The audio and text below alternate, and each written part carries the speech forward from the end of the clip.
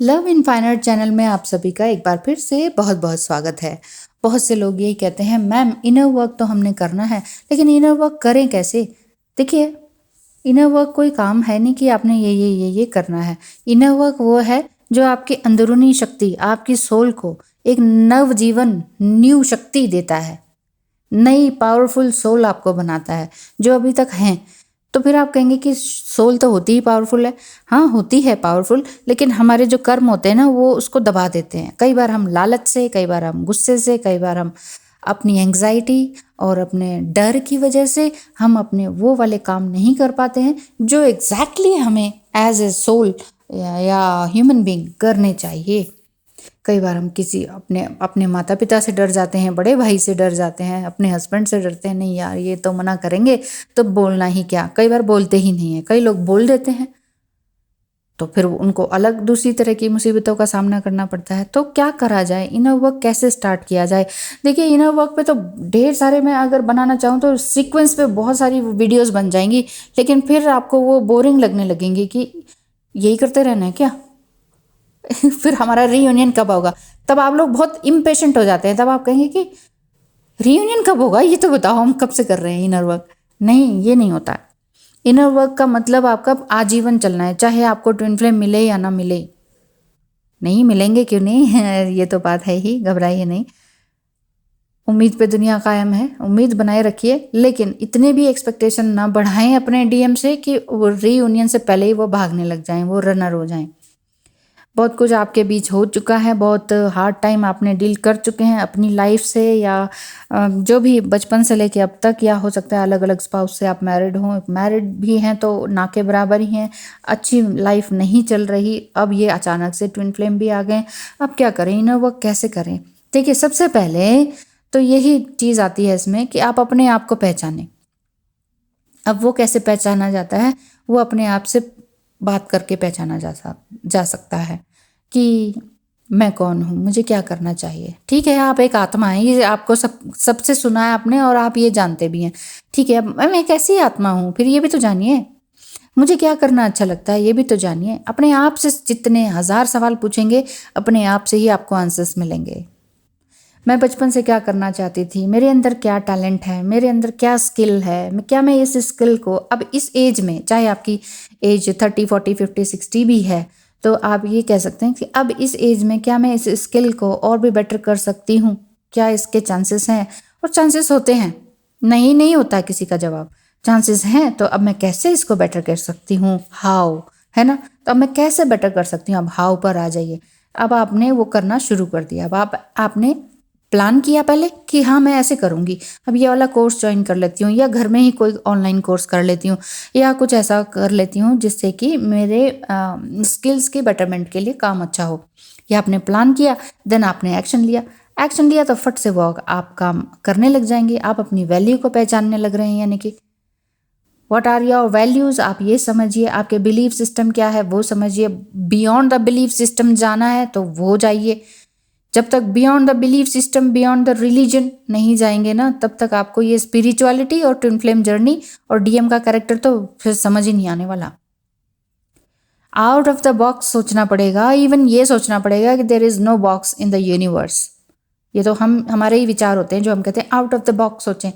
असल में तो हम आए ही आउट ऑफ द बॉक्स ही हैं। ये तो हमने ही अपनी जंजीरें पैरों में बांध ली होती हैं कि बेटा स्कूल जाना है, उससे पहले क्या प्री नर्सरी, देन फिर nursery, then school, then college, then mummy papa पे बोझ बने रहो, फिर उनसे फीस लेते रहो, मोटी मोटी फीस लेते रहो, उन्हीं के बल पे खाते रहो, और फिर आगे फिर सोचो कि फिर उन्हीं के उस पर वो करते रहो, उन्हीं के ताने सहते रहो, फिर वो कहें जहाँ शादी करने के लिए वहाँ करो। मतलब ना अपना करियर, ना अपनी शादी, ना अपनी ज़िंदगी अपने बल पे नहीं है कि कोई और ही डिसाइड कर रहा है सब कुछ हमारे लिए। अच्छी बात है माँ बाप के साथ रहना, माँ बाप का कहना मानना, वो अच्छी बात है, लेकिन अपने मन को दबा के कुछ भी कैसे आप इंसान बन जाएंगे? आप जो करना चाहते हैं, आपकी सोल वो चीज़ नहीं बन सकती ना। डॉक्टर इंजीनियर आप बन गए, लेकिन आप करना कुछ और चाहते थे, तो मम्मी पापा के कहने का तो हो गया, आपके स्किल का क्या रहा? अब अगर फिर भी चांसेस हैं तो स्किल्स को आप फिर भी अपने बेटरमेंट के लिए क्या कर सकते हैं, आप उस पर एक्शन लीजिए। यहाँ पर से एक्शन शुरू हो जाएगा आपका। एक्शन होगा तो मन में पीस, लव एंड लाइट आपके अंदर अपने आप ही चमकेगी कि वाह मुझे तो ये करना अच्छा लग रहा है। चलो ठीक है, पेरेंट्स को भी खुश किया हमने, सबको भी खुश किया, अब हम अपने आप को खुश करते हैं। ये टाइम भी तो आ सकता है ना, जब तक जिंदा है तब तक आप कुछ भी कर सकते हैं। तो आप अपने अपने स्किल पर आपने काम करना शुरू करा, अपना पीस और प्यार अपने आप से ही होने लग गया, अपने अपने आप को ही पहचानने लगे कि वाह मुझे इतना सब कुछ आता है क्या, वाह मज़ा आ गया। तो वो आप अपनी ओरिजिनलिटी से जुड़ने लगते हैं, आप अपनी ऑथेंटिसिटी से जुड़ने लगते हैं, जब आपको कोई और ये नहीं कहता कि ये क्यों कर रहे हो, इससे क्या मिलेगा। क्योंकि पहले ऐसे बोला जाता था ड्राइंग पेंटिंग क्या कर रहे हो, इससे पेट नहीं भरता, ये तो बहुत अमीर लोगों के काम है। तो इस चीज़ से छूट जाता था। संगीत, डांस, ये चीज़ें बुरी मानी जाती थी, बहुत पहले की बात है।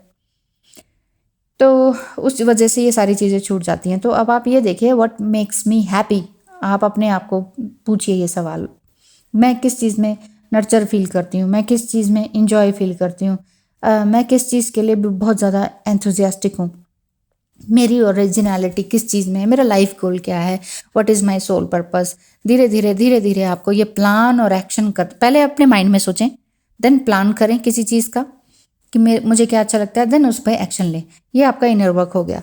अब मान लीजिए वो काम भी सफल नहीं हुआ, अब आप क्या कहेंगे, कोसेंगे अपने आप को या अपने पेरेंट्स को या स्पाउस को या भगवान को? नहीं, किसी को भी कोसना नहीं है, कुछ नहीं करना है। तो हो सकता है दूसरा एंगल आपको देखना पड़े, दूसरी डायरेक्शन आपको निकालनी पड़े, या दूसरा स्किल आपको अपना समझना पड़े। तो कोई बात नहीं, खोजते रहना ही ज़िंदगी का उद्देश्य होता है। तो आप अपने आप को देखें कि हाँ अब मुझे क्या करना है, और धीरे धीरे आप अपने आप को पहचानने लगेंगे। यहीं से आपका इनर वर्क शुरू होता है। और इनर वर्क के सब के साथ साथ क्या चलता है, इनर वर्क मतलब आपने जो सोचा कि मेरा क्या थॉट्स हैं, फिर आपने प्लान किया, देन आपने एक्शन लिया, उसके साथ साथ ही आपका ग्रेटिट्यूडनेस चलनी चाहिए। Thankful, be thankful to everyone. सबसे पहले उठ के तो भगवान का थैंक यू करें कि ओह आपने मुझे एक और दिन दिया, मैंने तो मांगा नहीं था आपसे, लेकिन फिर भी आपने मुझे आज के दिन उठा दिया। क्यों? क्योंकि बहुत से लोग ऐसे हैं जो सोते सोते ही भगवान को प्यारे हो जाते हैं, लेकिन आप नया सवेरा देख रहे हैं, कुछ नया करने के लिए ताकत है, शक्ति है, बुद्धि है, आंखें देख रही हैं, हाथ पैर चल रहे हैं, क्यों नहीं आप काम करते? फिर इस चीज़ के लिए आपको धन्यवाद करना चाहिए। आपकी बॉडी आपके साथ है, हाथ पैर अच्छे चल रहे हैं, सब कुछ अच्छा चल रहा है, तो क्यों नहीं अपनी बॉडी को धन्यवाद करें, अपने घर को, अपने पैसे को, अपने बैंक बैलेंस को, अपने किचन में पड़ी हुई सभी चीज़ों को धन्यवाद करें कि ये मेरे पेट में जाने वाली है, ये मुझे नरिश करने वाली है, मेरी बॉडी को नरिश करने वाली है। और मैं शुक्रगुजार हूँ कि मेरे किचन में, मेरे फ्रिज में इतना सामान है और आगे भी रहेगा। तो हर चीज़ के लिए ग्रैटिट्यूड में रहें, क्योंकि कब कैसा समय बदल जाए आप नहीं जानते हैं। इसीलिए हमेशा ग्रैटिट्यूड में रहें, यही आपका इनर वर्क है। इनर वर्क को स्टार्ट तो करें, सब कुछ अच्छा होगा। सिर्फ रीयूनियन की ही रट ना लगाएं मन में ये सोचें कि मैं अपने आप से रीयूनाइट हूँ, मैं, हे ईश्वर मैं तुझसे रीयूनाइट हूँ, मुझे अपने आप में जोड़ ले। ईश्वर तो तैयार होता है, हम ही नहीं जुड़ना चाहते हैं। ईश्वर तैयार होता है, आ जा मेरी बाहों में। भगवान की बाहों में हम आते ही नहीं है, हमें किसी और की बाहें चाहिए होती हैं। ये बात है। तो भगवान की बाहों में समा जाइए। बाकी जिनकी बाहों में आना आप चाहते हैं वो अपने आप ही आ जाएंगे। Don't worry. Thank you so much and all the best.